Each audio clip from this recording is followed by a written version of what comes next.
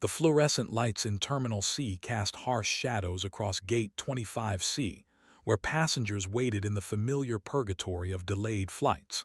Among them sat a woman in her early 40s, unremarkable in faded jeans and a worn leather jacket, her auburn hair pulled back in a simple ponytail. She occupied seat 25C with the practiced stillness of someone accustomed to waiting. Her fingers traced absent patterns on a dog-eared paperback, but her eyes, steel gray and constantly scanning, belonged to someone who had learned that survival meant never truly relaxing.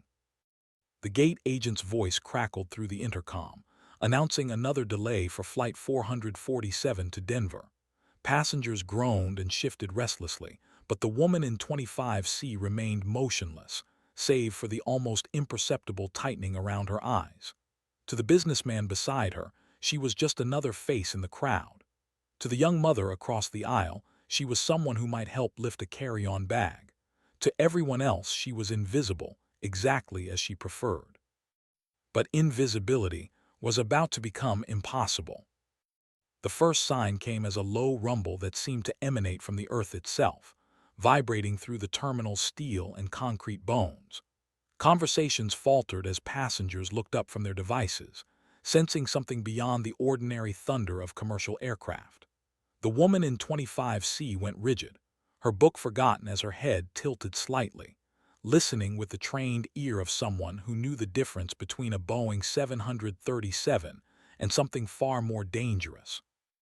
Through the floor-to-ceiling windows of Gate 25C, four shadows appeared against the afternoon sky, sleek, angular, and moving with the predatory grace that only military aircraft possessed. F-35 Lightning IIs, their stealth profiles cutting through the civilian airspace with an authority that made the terminal feel suddenly fragile. They flew in perfect diamond formation, their engines whisper-quiet approach a testament to billions of dollars in aerospace engineering. The woman rose slowly from her seat, her movements deliberate and controlled. Other passengers pressed against the windows, phones raised to capture video of the unexpected air show, but she stood apart, watching with an expression that held no wonder, only recognition, and something that might have been resignation. The lead F-35 began to separate from the formation, banking left in a maneuver so precise it seemed choreographed. As it turned, afternoon sunlight caught the aircraft's canopy, and for just a moment the pilot inside became visible, a brief silhouette against the sky, helmet turning toward the terminal windows as if searching for something, or someone. The woman in 25C stepped closer to the window, her reflection ghosting across the glass. When she raised her hand, not waving, but simply acknowledging, the lead F-35's wings dipped once in response before rejoining the formation. Four of the world's most advanced fighter jets then executed a flawless flyby that sent thunderous reverberations through the terminal, rattling windows and setting off car alarms in the parking garage below. As the formation disappeared beyond the horizon, leaving only contrails and questions in their wake, every eye in Gate 25C turned to the woman by the window. She was no longer invisible, no longer just another passenger. The businessman studied her with new interest, noting the way she held herself, the controlled breathing, the hands that hadn't trembled despite the obvious recognition between her and those pilots. The young mother whispered to her husband, pointing at the woman who had somehow commanded the attention of military aircraft with nothing more than a raised hand. But the woman simply returned to seat 25C, picked up her book, and resumed reading as if four F-35s hadn't just performed an unauthorized salute 30 feet from a civilian terminal. Her fingers no longer traced nervous patterns on the pages. They were steady now, purposeful, as if the brief encounter with those jets had reminded her of something she'd temporarily forgotten. Around her, passengers buzzed with theories and excitement, smartphones already uploading shaky footage to social media. But she remained an island of calm in the growing storm of curiosity. What none of them knew, what the viral videos spreading across the internet couldn't capture, was that they had just witnessed the first movement in a symphony of recognition 15 years in the making. The woman in 25C wasn't running from her past anymore. Her past had just found her, announced itself with 4 of the most lethal aircraft ever built, and reminded every soul in that terminal that some people carry weight that can't be measured in baggage fees or frequent flyer miles. The gate agent called for boarding, and passengers began queuing with their usual competitive urgency. But they gave the woman in 25C a wider berth now, sensing something indefinable but undeniable about her presence. She was the last to board, walking with the measured stride of someone accustomed to command, her worn leather jacket somehow carrying more authority than any uniform. Captain Reyes Montenegro, though no one at Gate 25C knew her name yet, was going home. And home, she was beginning to realize, had never forgotten what the world had chosen to ignore. The flight attendant scanned Montenegro's boarding pass with professional efficiency, but her eyes lingered on the woman's face with a mixture of curiosity and respect. "Welcome aboard, ma'am," she said, the formality carrying more weight than usual. Montenegro nodded once and made her way down the aisle, aware that dozens of phone cameras were attempting to capture her image, hoping to solve the mystery of the woman who could make fighter jets salute. She settled into her seat, coincidentally, another 25C, and closed her eyes as the commercial airliner began its taxi toward the runway. Through the small oval window, she could see the sky where the F-35s had appeared, now empty except for the contrails slowly dissipating in the afternoon wind. But their message lingered like an echo. The Air Force hadn't forgotten Captain Reyes Montenegro, even if she had tried her best to disappear into civilian obscurity. The Boeing 737 lifted off, carrying its cargo of passengers and questions toward Denver, while somewhere in the vast network of military communications, a simple message pulsed through encrypted channels. "Phantom has been located. She's coming home." Montenegro kept her eyes closed during takeoff, but her lips curved in the faintest suggestion of a smile. After 15 years of running from a call sign that had defined her life, Phantom was about to discover that some legends refused to stay buried. The sky, it seemed, had been waiting for her return. As Flight 447 climbed toward cruising altitude, Montenegro's hand moved unconsciously to the small silver pendant at her throat, a pair of wings so worn the details had nearly disappeared, but still unmistakably, the symbol of a pilot who had once touched the edge of the impossible. The other passengers were already losing interest, their attention spans conquered by in-flight entertainment and the mundane concerns of travel. But the woman in 25C sat in perfect stillness, her mind beginning to navigate the treacherous airspace between the person she had become and the pilot she had never stopped being. The first call came 2 hours into the flight, crackling through the aircraft's communication system with an authority that made the captain's voice sound uncertain when he announced, "Ladies and gentlemen, we've been asked to relay a message to passenger Montenegro in seat 25C. Please identify yourself to the flight crew."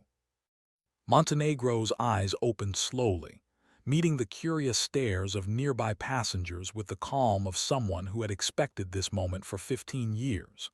She raised her hand, the same gesture that had acknowledged those F-35s, and the flight attendant approached with a mixture of professional composure and barely contained excitement.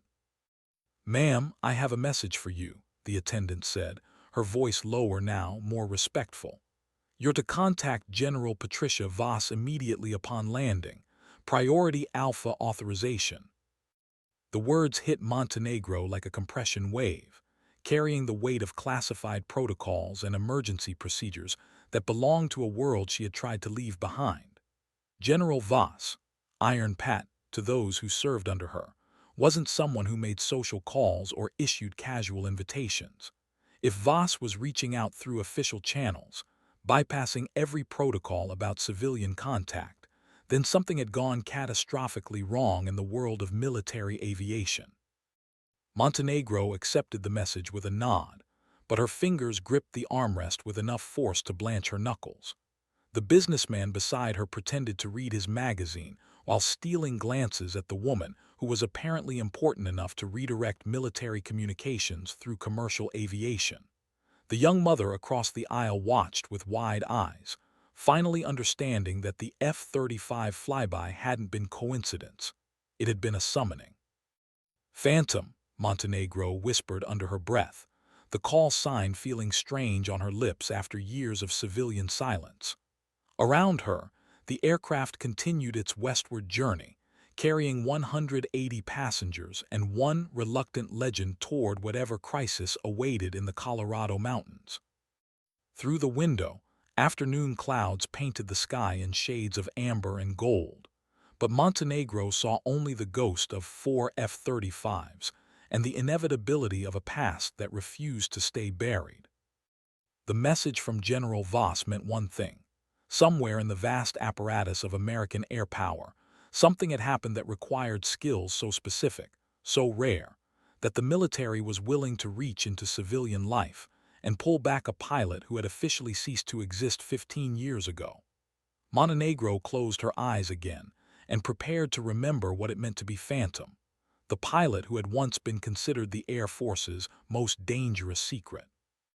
Flight 447 continued its journey west, but in the growing darkness outside, Montenegro could see the reflection of her own face in the window, older now, weathered by 15 years of trying to be someone else, but still carrying the unmistakable bearing of a pilot who had learned to navigate by instruments most people couldn't even imagine. The sky was calling her home, and Phantom was finally ready to answer. At Peterson Space Force Base, General Patricia Voss stood in the command center watching 4 F-35s return from their unauthorized flight over civilian airspace. The pilots climbed down from their aircraft with the careful movements of aviators who knew they had just committed career-ending violations of federal aviation regulations. But their faces showed no regret, only the satisfaction of a mission accomplished. "Did she see you?" Voss asked the lead pilot, a young colonel whose call sign, Talon, was stitched in careful letters beneath the American flag on his flight suit. "Yes, ma'am," Phantom acknowledged. Talon's voice carried the reverence of a pilot who had grown up hearing legends about a woman who could fly anything with wings and some things that shouldn't have been able to leave the ground. "She's coming home, General." Voss nodded, her weathered features showing the strain of someone who had been carrying an impossible decision for weeks. "Good, because in about 6 hours, we're going to need her to do something that every computer model says is impossible." She turned to face the assembled pilots, men and women who represented the pinnacle of American aviation training, and her voice carried the weight of absolute authority. "Phantom isn't just coming home, people. She's coming home to save us all." The command center fell silent except for the quiet hum of electronics and the distant sound of jet engines cooling in their hangars.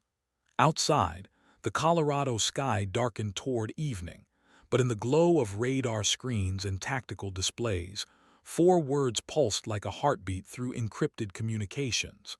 "Phantom is coming home." In the air above Kansas, Montenegro felt the change before the captain announced their descent into Denver. The aircraft's engines shifted pitch, and through the cabin speakers came the familiar ritual of approach procedures and weather updates.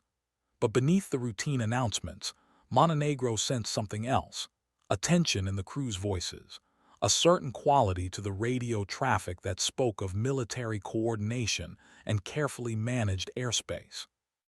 As the lights of Denver appeared below, scattered like stars across the Great Plains, Montenegro finally opened her phone and scrolled through 17 missed calls from numbers she recognized but hadn't seen in 15 years. Military exchanges, Pentagon extensions, and one number that made her breath catch: the direct line to the Air Force Chief of Staff. Whatever was happening, it reached to the very top of the American military hierarchy. She didn't return the calls. There would be time for explanations and briefings once she was on the ground, but for now, she simply watched the city grow larger as Flight 447 completed its approach. Somewhere down there, Representatives of a world she had abandoned were waiting to ask her to remember skills she had spent 15 years trying to forget. The Boeing 737 touched down with the gentle bump of a well-executed landing, and Montenegro smiled despite herself. Even after all these years, she could feel the aircraft's weight transferring to the landing gear, could sense the precise moment when wings stopped generating lift and became mere transportation. Flying, she realized, never really left your blood. It just went dormant, waiting for the right moment to wake up. As the aircraft taxied toward the gate, Montenegro's phone buzzed with a text message from General Voss. "Car waiting at gate. Come as you are. Time critical. Welcome home, Phantom." The other passengers began the familiar dance of retrieving carry-on luggage and preparing to deplane, but Montenegro remained seated, staring at the message that officially ended 15 years of civilian life. When she finally stood and reached for her single bag, a worn leather duffel that had traveled more miles than most people could imagine, her movements carried the unconscious precision of someone remembering muscle memory carved into bone and sinew by years of military training. "Ma'am," the flight attendant approached as the last passengers deplaned, "there are some people here to meet you." Montenegro looked toward the jet bridge and saw them. Two officers in dress blues, their ribbons and insignia proclaiming careers spent in service to American air power. Behind them stood a woman in civilian clothes whose bearing screamed intelligence community, her eyes scanning Montenegro with the professional assessment of someone trained to evaluate human weapons. "Captain Montenegro," the senior officer stepped forward, his voice carrying the careful respect reserved for legends. "Colonel James Wright, 21st Space Wing. General Voss sends her compliments and requests your immediate presence at Peterson Space Force Base." Montenegro shouldered her duffel bag and walked toward them, her worn leather jacket and faded jeans suddenly feeling like a costume she had worn too long. "Colonel Wright," she said, her voice steady despite 15 years of civilian speech patterns giving way to military formality. "I assume this isn't a social call." Wright's expression remained professionally neutral, but his eyes showed the strain of someone who had been briefed on classified information that kept him awake at night. "No, ma'am, it's not." He gestured toward the jet bridge. "There's a car waiting. General Voss will explain everything once we reach the base." As they walked through the terminal, Montenegro was aware of the curious stares from passengers who had shared Flight 447 with her.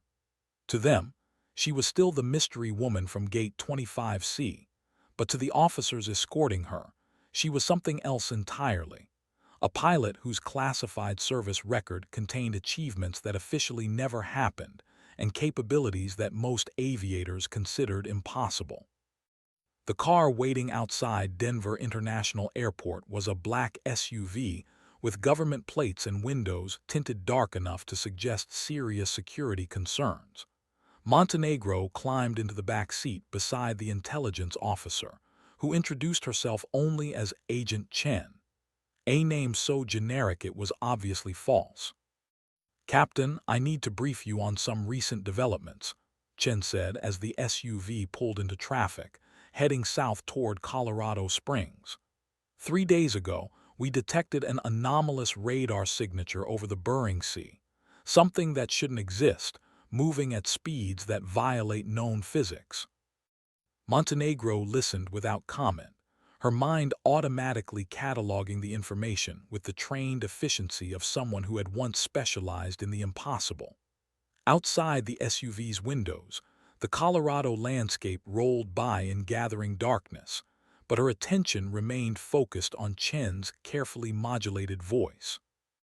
12 hours ago, that same signature appeared over Alaskan airspace. Our interceptors couldn't get a visual confirmation, couldn't establish communication, couldn't even get close enough for weapons lock. Chen's professional composure cracked slightly. "Captain, whatever this thing is, it's faster than anything we have, more maneuverable than anything we can build, and completely invisible to conventional detection methods." The SUV turned off the highway, approaching the gates of Peterson Space Force Base, where security personnel waved them through with the efficiency of a well-rehearsed protocol. Montenegro could see the sprawling complex of hangars and office buildings, the communications arrays and radar installations that formed the nerve center of American aerospace defense. But her mind was processing Chen's briefing with the analytical precision of someone who had once been tasked with understanding the limits of human aviation technology. "And you think I can help with this?" "How?" Montenegro asked, though part of her already knew the answer. There was only one reason the Air Force would risk exposing her existence after 15 years of official non-existence. They needed someone who understood flight dynamics that existed beyond the boundaries of conventional physics. Chen's smile held no warmth. "Because according to our files, Captain Montenegro, you're the only pilot in American military history to successfully engage an unidentified aerial phenomenon and win." The SUV pulled to a stop in front of a nondescript building, whose unremarkable exterior concealed what Montenegro knew would be one of the most secure briefing facilities in the United States. Through the windshield, she could see General Voss waiting under the building's entrance lights, her uniform pressed to parade standards despite the late hour. Behind her stood a collection of officers whose ribbons and insignia represented the highest levels of American military aviation. Montenegro climbed out of the SUV and shouldered her duffel bag, aware that every eye in the group was assessing her with the professional interest of people who had spent years studying her classified files. In her faded jeans and leather jacket, she looked nothing like the legendary pilot they had summoned, but when she walked toward them, her stride carried the unconscious authority of someone accustomed to command. "General Voss," Montenegro said, coming to attention with muscle memory that overrode 15 years of civilian casualness. "Reporting as requested." Voss returned the salute with precise military bearing, but her eyes showed the warmth of a commanding officer greeting a valued subordinate. "Captain Montenegro, thank you for coming." She gestured toward the building's entrance. "Shall we? There are some people who very much want to meet you." As they walked through multiple security checkpoints and into the building's classified interior, Montenegro felt the familiar weight of military responsibility settling onto her shoulders like a flight jacket she had never quite learned to remove. The corridors buzzed with the controlled urgency of a command center operating at maximum alert status, and through open doorways, she could see tactical displays showing aircraft positions across the entire North American continent. "How bad is it, General?"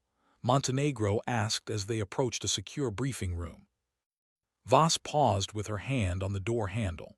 "Bad enough that we're willing to risk exposing Phantom Protocol after 15 years of operational security. Bad enough that every aerospace engineer in the Pentagon is questioning the basic laws of physics." She opened the door. "Bad enough that we need a pilot who's already proven those laws can be broken." The briefing room contained a dozen of the most senior officers in American Aerospace Command, their faces showing the strain of people who had been asked to defend against something they didn't understand. At the head of the table sat a man Montenegro recognized from classified briefings 15 years earlier, Admiral Harrison Burke, whose current position as chairman of the Joint Chiefs meant this situation had escalated to the highest levels of national security. "Captain Montenegro," Burke stood as she entered, his voice carrying the authority of someone who had spent decades managing America's military response to impossible situations. "Welcome home. We have a problem." Montenegro took the seat indicated at the briefing table, aware that every person in the room was studying her with the intensity of people whose careers depended on her capabilities.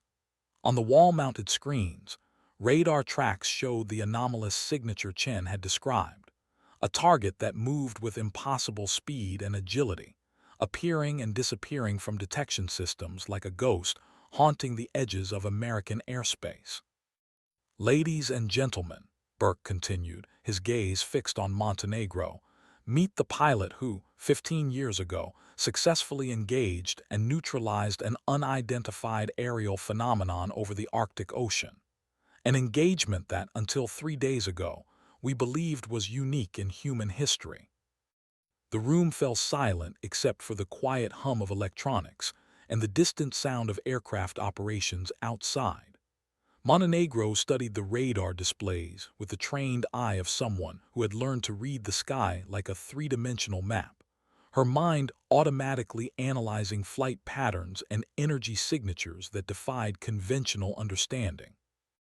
"General Voss," Montenegro said finally, her voice carrying the calm authority of a pilot trained to operate beyond the boundaries of normal aviation, "I think you'd better tell me exactly what we're dealing with." Voss activated the room's main display, and suddenly the screens filled with tactical data that made Montenegro's breath catch. Radar signatures moving at Mach 7 through atmospheric conditions that should have incinerated any known aircraft. Course changes that violated basic physics, achieving instantaneous acceleration that should have liquefied any human pilot. Energy emissions that matched no known propulsion system in any military's inventory. "Captain," Voss said, her voice steady despite the implications of what they were discussing, "we need you to remember what it felt like to fly beyond the possible. Because unless we can stop this thing, it's going to rewrite every assumption we have about air superiority." Montenegro leaned back in her chair, her gray eyes reflecting the glow of tactical displays as she processed information that would have overwhelmed most pilots. But Phantom had never been most pilots. She had been something else entirely, a pilot trained to operate in the spaces between known and unknown, where the rules of physics became suggestions and human courage became the only navigation system that mattered. "When do I leave?" she asked. Burke's smile carried the grim satisfaction of a commander who had just confirmed his most dangerous weapon was still operational. "Your aircraft is being prepared now. Wheels up in 2 hours." Outside the briefing room, through reinforced windows that looked out onto the flight line, Montenegro could see technicians working under floodlights around an aircraft that shouldn't have existed. Sleek and angular, painted in colors that seemed to absorb light rather than reflect it, the prototype fighter represented 15 years of classified development based on lessons learned from her previous encounter with the impossible. The aircraft waiting for her wasn't just a plane. It was a manifestation of everything the Air Force had learned about flying beyond the boundaries of conventional physics. And Phantom, despite 15 years of civilian life, felt the familiar stirring of anticipation that every true pilot recognized. The moment when Earth released its hold and the sky became home. General Voss approached her as the briefing concluded, and officers began filing out to prepare for an operation that officially didn't exist. "Captain, I know we're asking a lot. 15 years is a long time to be away from this kind of flying." Montenegro stood and shouldered her duffel bag, her movements carrying the unconscious precision of someone remembering skills carved into bone and sinew by years of training that pushed human limits beyond their design parameters. "General, some things you never forget. Flying beyond the possible is one of them." As they walked toward the flight line, Montenegro could feel the weight of classified responsibilities settling onto her shoulders like a familiar burden. Behind them, the command center buzzed with the controlled urgency of an organization preparing to defend against something that challenged every assumption about aerial combat. Ahead, under the Colorado stars, waited an aircraft designed to bridge the gap between human engineering and physics that obeyed different rules. Phantom was coming home. And home, Montenegro realized as she approached the aircraft that would carry her back into the spaces between possible and impossible, had been waiting 15 years for her to remember that some pilots were born to fly where others feared to dream. The prototype fighter gleamed under the floodlights, its surfaces seeming to bend light in ways that hurt the eyes to contemplate. Montenegro ran her hand along the aircraft's wing, feeling the subtle vibration of systems that operated according to principles she had helped develop 15 years ago, principles that official science claimed were impossible. Her call sign is Aurora, General Voss said, watching Montenegro inspect the aircraft with the professional eye of a pilot who understood the difference between conventional engineering and something approaching magic. "She's been waiting for you." Montenegro smiled, the expression transforming her weathered features with a glimpse of the legendary pilot she had once been. "Then, let's not keep her waiting any longer." As technicians completed their pre-flight preparations, Montenegro climbed into the cockpit that had been designed specifically for her hands, her reflexes, her understanding of flight dynamics that existed beyond the boundaries of normal physics. The instruments glowed with soft light, displaying information about atmospheric conditions, energy fields, and navigation parameters that belonged to a science most pilots couldn't imagine. Through the canopy, she could see General Voss and the assembled officers watching from the observation tower, their faces showing the mixture of hope and concern that came with deploying a weapon they didn't fully understand against a threat that defied comprehension. But Montenegro felt only the familiar calm that settled over her whenever she prepared to push beyond the limits of human aviation. "Aurora Control, this is Phantom," she said into her headset, the call sign feeling natural on her lips for the first time in 15 years. "Request clearance for departure." The response came immediately, carrying the authority of the highest levels of military command. "Phantom, you are cleared for immediate departure. Godspeed." Montenegro advanced the throttles, and Aurora responded with power that pressed her back into the ejection seat with crushing force. But it wasn't the brutal acceleration of conventional jet engines. It was something smoother, more controlled, as if the aircraft was learning to manipulate the fundamental forces that kept other planes bound to Earth. As Aurora lifted off into the Colorado night, climbing toward an altitude where the stars became visible in their full glory, Montenegro felt the familiar transformation that occurred whenever she moved from earthbound human to something approaching pure aviation consciousness.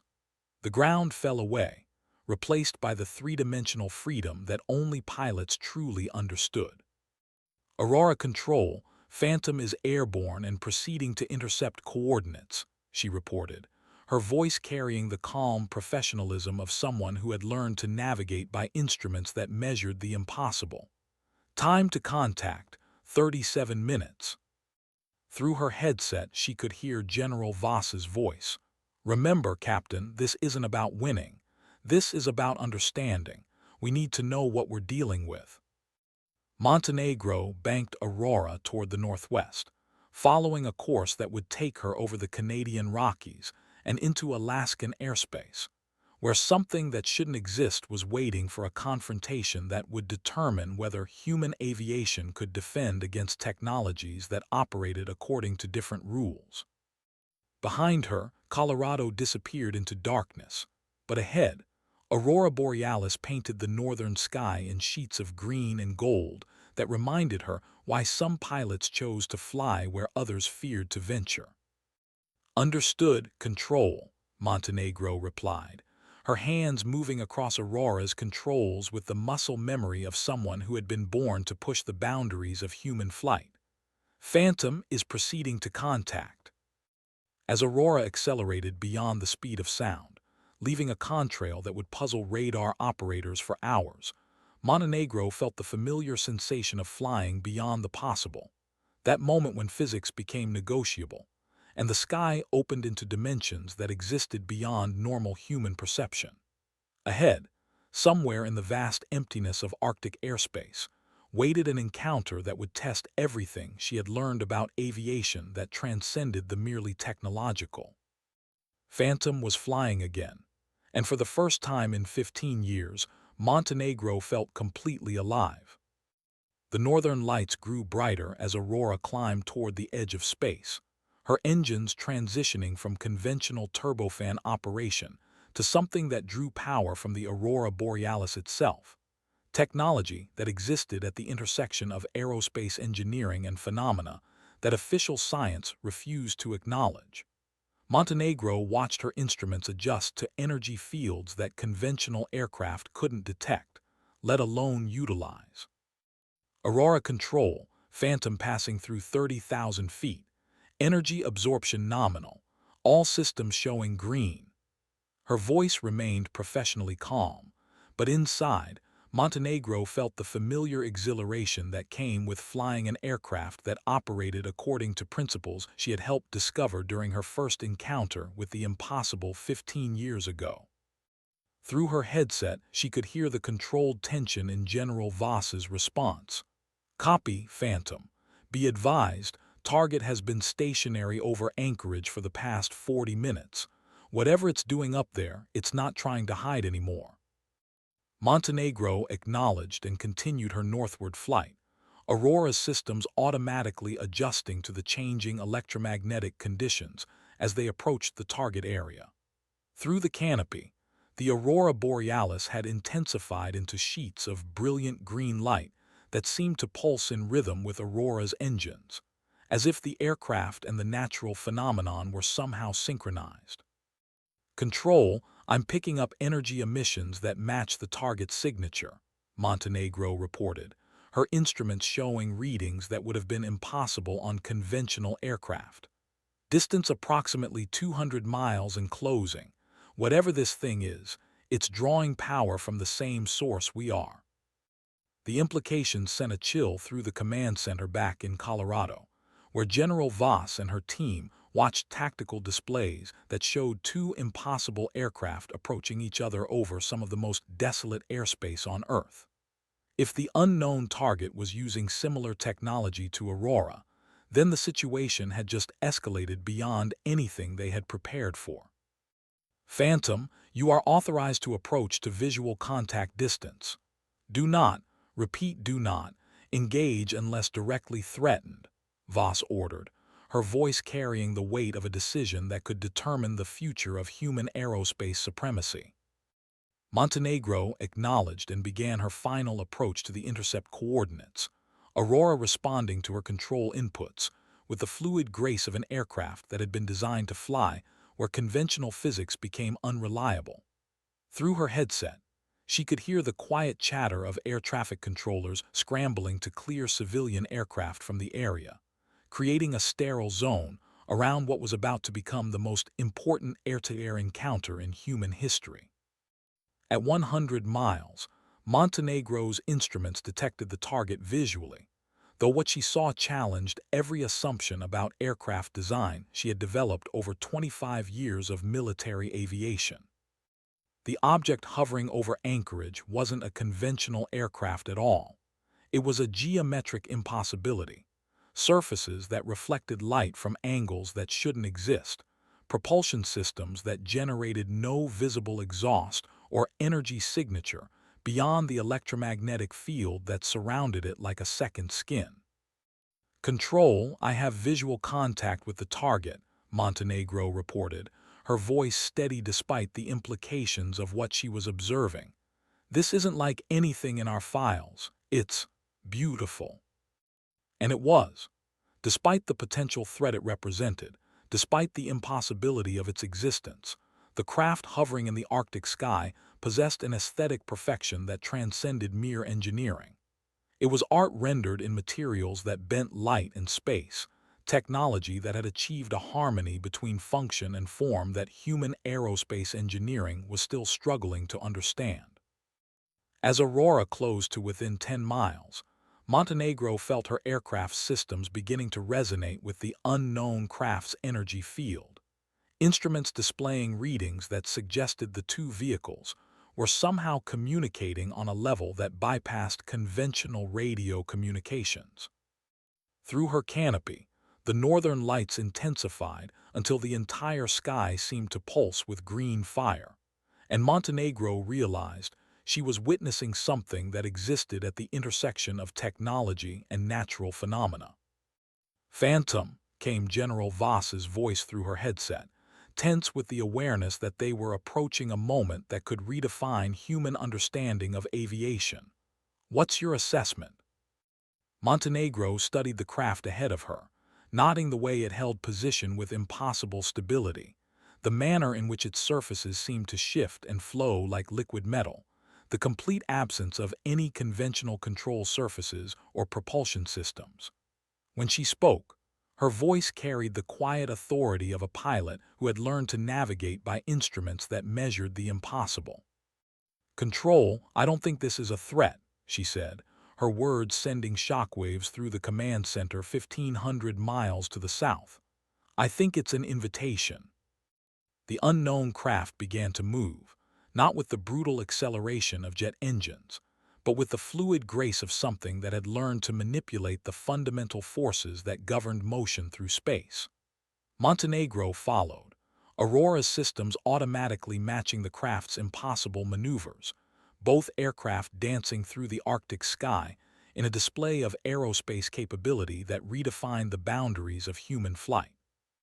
As they flew together through sheets of aurora borealis that seemed to welcome their presence, Montenegro realized she was participating in something that transcended military encounters or territorial disputes. This was first contact between human aerospace engineering and technology that operated according to different principles. Not alien, exactly, but evolved beyond the limitations that still constrained terrestrial aviation. "Phantom," General Voss's voice crackled through the growing electromagnetic interference. "You are approaching the edge of our communications envelope. What are your intentions?"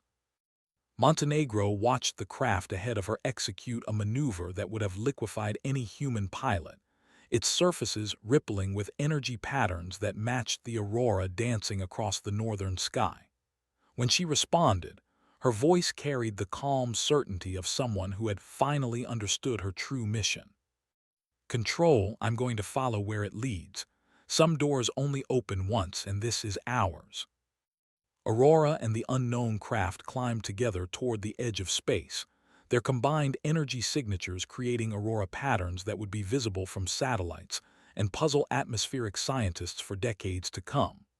Behind them, human air defense systems tracked two impossible aircraft flying beyond the boundaries of known physics. Ahead, the stars waited with secrets that would transform human understanding of what it meant to touch the sky. Phantom was flying toward tomorrow, and tomorrow was going to change everything humanity thought it knew about the limits of human aviation. In the command center far below, General Voss watched the tactical displays with the mixture of pride and terror that came with witnessing one of her pilots push beyond the final frontier of human flight. Montenegro had come home to save them all. Instead, she was leading them toward a future that would require courage to match the infinite possibilities of the sky itself. As Aurora and the unknown craft disappeared beyond the edge of conventional detection, their contrails writing new equations of possibility across the Arctic sky, one truth echoed through the silence of space. Some pilots are born to fly where others can only dream, and Phantom had just opened the door to dreams that would reshape the world. The legend had returned, and legends, Montenegro realized as she followed her mysterious companion toward the stars, were just the beginning of stories too large for earthbound minds to fully comprehend. In seat 25C of a commercial airliner, she had been just another passenger.